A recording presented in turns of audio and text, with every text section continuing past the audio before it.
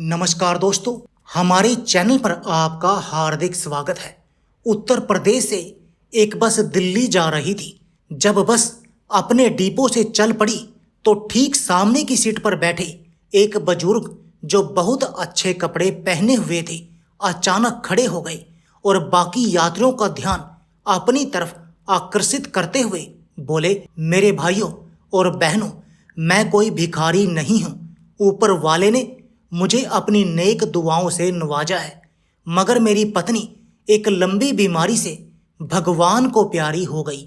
दुर्भाग्य से कुछ दिन पहले मेरी फैक्ट्री में भीषण आग लग गई और मेरा सारा माल जलकर खाक हो गया। फिर कुछ समय बाद मुझे दिल का दौरा पड़ गया। रिश्तेदारों ने जब ये महसूस किया कि मेरे बुरे दिन आ गए हैं तो उन्होंने भी हमसे किनारा कर लिया। डॉक्टरों ने भी कहा है कि मेरे बचने की उम्मीद बहुत कम है। उस बुजुर्ग व्यक्ति ने बगल में बैठी लड़की की ओर इशारा करते हुए कहा कि यह मेरी जवान बेटी है। मेरे मरने के बाद इसे कोई देखने वाला नहीं रहेगा। कोई इसके साथ कुछ गलत ना कर दे, यही गम मुझे खाए जा रहा है। और अचानक उस शख्स को हिचकियां आने लगी और वह रोने लगा। उसकी बेटी जो उसके पास ही बैठी थी उठी और अपने पिता को सहारा देकर सीट पर बैठा दिया।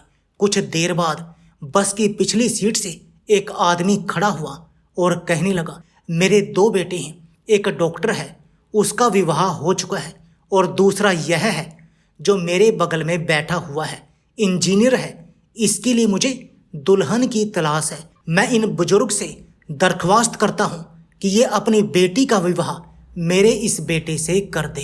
मैं वादा करता हूँ कि बच्ची को उम्र भर कभी बाप की कमी महसूस नहीं होने दूंगा। लड़का भी झट से खड़ा हो गया और उसने कहा, मुझे रिश्ता मंजूर है क्योंकि मैं अपने पिता का सम्मान करता हूँ। इतना सब होने के बाद बस में मौजूद एक सज्जन खड़े होकर कहने लगे कि यह सफ़र बहुत सुहाना सफ़र है। विवाह जैसा एक शुभ कार्य हो जाए, वह भी सफ़र में। इससे अच्छी बात और क्या हो सकती है। अगर लोगों को एतराज ना हो तो मैं इन दोनों का विवाह करा दूं। बस में मौजूद सभी यात्री कहने लगे, वाह वाह, क्या बात है। सभी के हाँ कहने पर उस सज्जन ने चलती बस में ही दोनों का विवाह करा दिया। तभी बीच में से एक और साहब खड़े होकर कहने लगे कि मैं छुट्टी पर अपने घर वालों के लिए लड्डू लेकर घर जा रहा था, मगर इस शुभ अवसर को देखकर सोच रहा हूं कि इन लड्डुओं से यहीं सबका मुंह मीठा करा दिया जाए। तब तक काफ़ी अंधेरा हो चुका था। दुल्हन के बाप ने ड्राइवर से कहा, ड्राइवर साहब, 15 मिनट के लिए बस रोक दो ताकि सब मिलकर मुंह मीठा कर ले। ठीक है बाबा जी, कहते हुए ड्राइवर ने सड़क के एक किनारे बस रोक दी। बस रुकते ही बुजुर्ग ने बस में बैठे सभी लोगों को लड्डू खिलाए। लड्डू खाने के कुछ क्षण बाद ही सभी यात्री सो गए।